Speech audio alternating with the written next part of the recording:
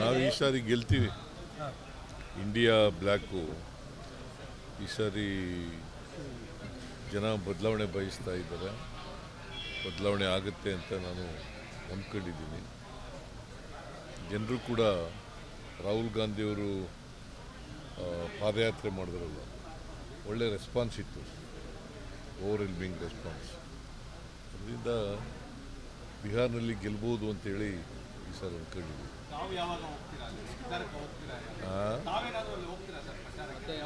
ಕರೆದರೆ ಹೋಗ್ತೀನಿ ಅಗತ್ಯ ಇದ್ದರೆ. ಯಾವ ರಾಜ್ಯದ ಮೇಲೆ ಪರಿಣಾಮ ಬೀರುತ್ತೆ.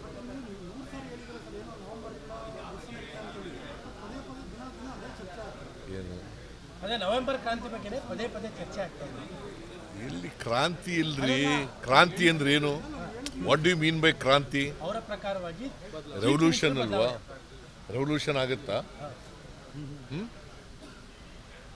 ಕ್ರಾಂತಿ ಅಂದ್ರೆ ಏನಪ್ಪ?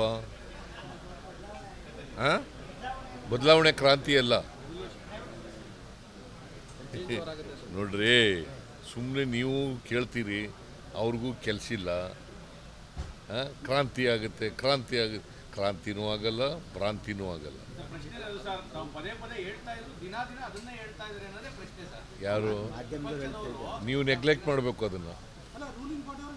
ನೀವು ಅವ್ರು ಯಾರು ಹೇಳಿದ್ರು ಕೂಡ ನೆಗ್ಲೆಕ್ಟ್ ಮಾಡಬೇಕು. ಶಾಲಾ ಆವರಣದ ವಿಚಾರ 2013ರಲ್ಲಿ ಜಗದೀಶ್ ಶೆಟ್ಟರ್ ಸಿಎಂ ಆಗಿದ್ದಾಗಲೇ ಸುತ್ತೋಲೆ ಹೊರಡಿಸಿರುವಂಥದ್ದು. ಹೌದು, ಅವರೇ ಅವ್ರ ಕಾಲದಲ್ಲೇ ಚೀಫ್ ಮಿನಿಸ್ಟರ್ ಇರುವಾಗ ಅವರೇ ಮಾಡಿದ್ದು. ಸಾರ್ವಜನಿಕ ಬರೀ RSS ಅಂತ ಅಲ್ಲ, ಎನಿ ಆರ್ಗನೈಜೇಷನ್ ಎಲ್ರಿಗೂ ಅಪ್ಲೈ ಆಗುತ್ತೆ. ಎನಿ ಆರ್ಗನೈಜೇಷನ್ ಸರ್ಕಾರಿ ಶಾಲೆಗಳಲ್ಲಿ,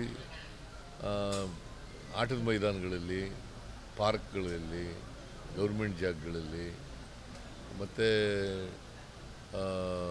ಏಡೆಡ್ ಸ್ಕೂಲ್ಗಳಲ್ಲಿ ಅಲ್ಲಿ ಕೂಡ ಮಾಡಬಾರ್ದು ಅಂತ ಮಾಡಿದ್ದೀವಿ.